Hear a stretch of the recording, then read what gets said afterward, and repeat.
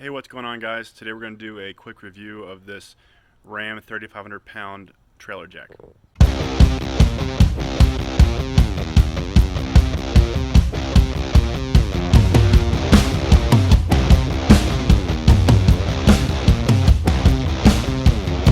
Alright, so this is a Ram EJ-3520 BBX. As I stated before, it's rated to 3,500 pounds and is currently mounted on my Livin Lite 13 BHB. Got lots of sun there. It's a 3,500 pound axle on that trailer, pretty small, and tongue weight with everything mounted is probably around 400 pounds or so. I got some boxes and a water tank and stuff on there. As far as specs go, the overall height when extended is 28.5 inches and has a total of 19.5 inches of travel, which I thought was a whole lot. The drop, it has an additional drop leg. I will admit this one is a different one than I stole off my old jack, but the drop leg that comes on it is 5.5 inches, just over 5.5 inches. So if you add the travel plus the drop leg, you get a grand total of right around 25 inches. So that was a lot, and my trailer has a small lift on it. So I needed something that had a lot of extension and tucked up out of the way nicely, because I do like to go on some rougher roads and maybe some light trails. So I did get this for about $175 on Amazon, and as we'll talk about later, it's a pretty competitive price. Alright, so I wanted to break the review part down in a couple different sections. The first one, I want to talk about delivery. And obviously the physical delivery is done by, UPS, through Amazon or something like that. But specifically, the packaging left a lot to be desired. For instance, it was pretty banged up when it came. I had a nice gash here. This was from shipping. And not a huge deal. Obviously, like, it doesn't matter, but it's just kind of annoying. You get a brand new product and it already has scratches all over it. Moving on to install. Install is fairly easy. No harder than any other electric jack probably. The one thing I will note is that I did have to add a ground ring to one of these bolts. I think it's normally supposed to ground like through the jack, and that's why they supply these washers with the teeth on them, so they kind of bite in there. But that didn't really work for me, so I had to go and add its own ground there through a ring terminal there. And durability, which I wanted to talk about, which I think this thing's held up really well. No complaints as far as it failing on me, having any mechanical issues or anything like that.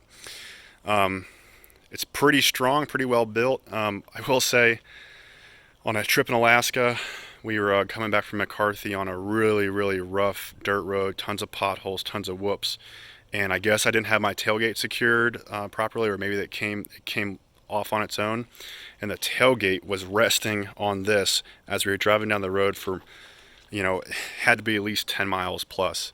So it's definitely held up to that, so I think it's a pretty good indication of how sturdy it is.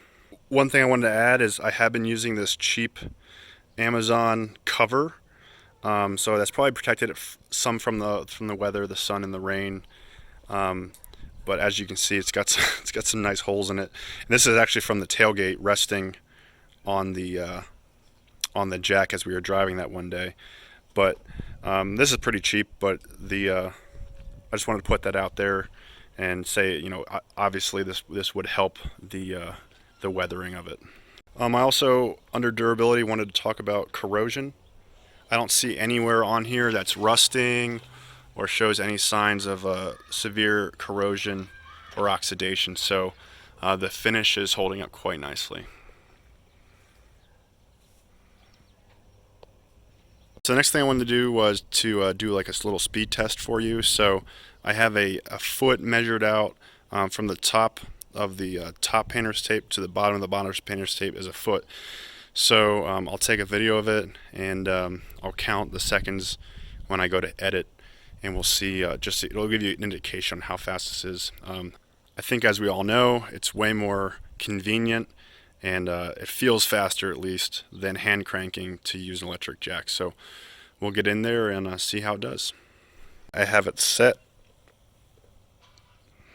All right, begin.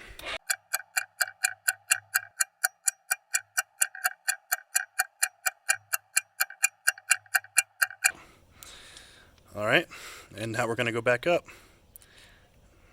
I feel like it's going to take much longer.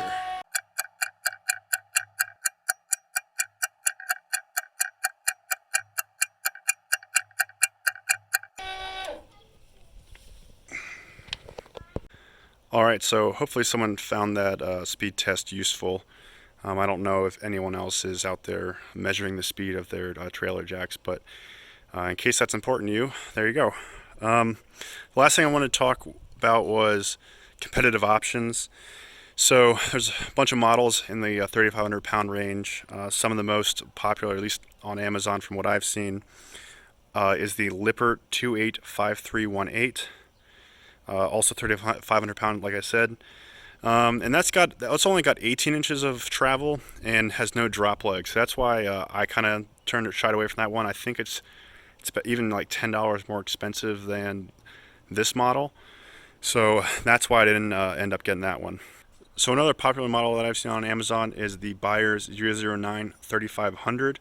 And as the name suggests, also 3,500 pounds. It's got an 18-inch travel, and it's got a 6-inch drop leg. So in total, we're right at 24 inches, which is just an inch less than this Ram. But it didn't have that many reviews, so I think this Ram on Amazon has thousands of reviews. So that's another reason why I chose it. So the last thing I'll leave you with is that we've had a really good experience with this jack so far. We haven't had any issues for about a year of ownership and using it dozens of times. I don't have a ton of experience with electric jacks. This is the first electric jack that I've owned, and it hasn't failed us yet. All right, hopefully this video is helpful to some of you out there. I don't think there's many long-term reviews on this jack. So if you have any further questions, let me know. I'll be happy to help, and thanks for watching.